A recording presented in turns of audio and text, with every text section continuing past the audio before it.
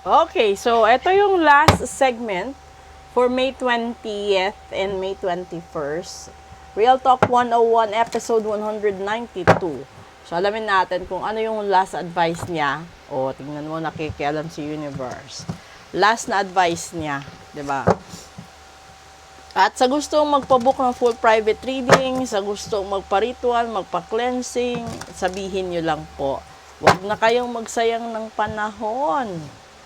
Baka paglingon nyo, wala na sila sa tabi ninyo. Okay? Eto. Mystery. Talagang sinabi na. No, Bobcat. The Bobcat teaches you that there is a true power and strength in silence and patience in order to get what you want. You must be willing to plan, adapt, and above all, have the patience to see your dreams manifest.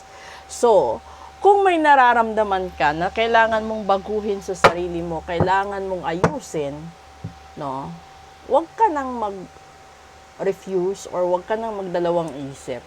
Gawin mo na, i-implement mo na, para naman, pagdating ng tamang panahon, wala kang pagsisisihan. Kasi, real talk, ang daming tao na pinalagpas ang panahon para magmahal. Nung panahon na gusto na nilang magmahal, magkarelasyon, wala na yung tao. And then, may mga tao naman na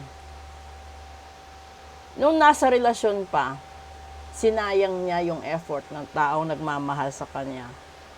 And then, nung nagkahiwalay na sila, dun niya na-realize yung halaga ng taong yon. It is too late, no? Sa iba, wala ka nang babalikan. Kasi, pagdating ng panahon, hindi ka naman hihintayin nun eh. Lalong-lalo na kung ikaw yung nag-iwan. So, masasaktan ka lang kapag dumating din yung panahon na makahanap at makatagpo rin siya ng taong magpapahalaga sa mga effort niya, 'di ba? Kasi mahirap mahalin ang tao na dumaan sa masalimuot na relasyon. So, kung nakatagpo ka ng tao, real talk, na pinagbigyan ka kahit parang hindi na niya dapat gawin at hindi na siya dapat magmahal, pero nag-exert pa rin siya ng effort mag-adjust. Pahalagahan mo yun. Dahil hindi sa lahat ng panahon, ang taong nasasaktan ay magmamahal at magmamahal lang ng paulit-ulit. Kung ito naman ay negosyo, kung meron kang magulang, mga kapatid, no, at mga tao, binigyan ka ng pagkakataong umunlad sa buhay. Hinubog ka, no, ginabayan ka, real talk, para gumanda din ang buhay mo. Pahalagahan mo. Dahil hindi sa lahat ng panahon, yung taong yan nasa tabi mo. Hindi rin sa lahat ng panahon, kaya niyang suportahan ka. Kaya, lumabas yung salita, you have to strike while the iron is hot. Kasi hindi habang panahon, nandyan siya, nandyan sila. 'Di ba? Andyan yung pagkakataon. Kaya nga, kung napapanood mo ito, real talk, huwag kang magsayang ng panahon.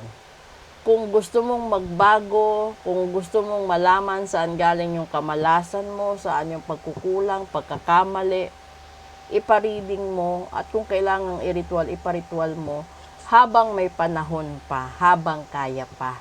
Kasi, para din siyang sasakyan, di ba? Na kapag hinayaan mo yung sira, lalaki at lalaki, hanggang sa dumating yung punto na itatapon mo na lang kasi hindi mo na kaya. Ganon din yung pag-ibig. Kapag naupos yung pagmamahal niya, hindi naman literal na nauupos yung pagmamahal eh. Hindi lahat na naghihiwalay dahil sa third party. Yung iba naghihiwalay dahil sa pera, sa magulang, sa biyenan, sa magkakaibigan, sa trabaho.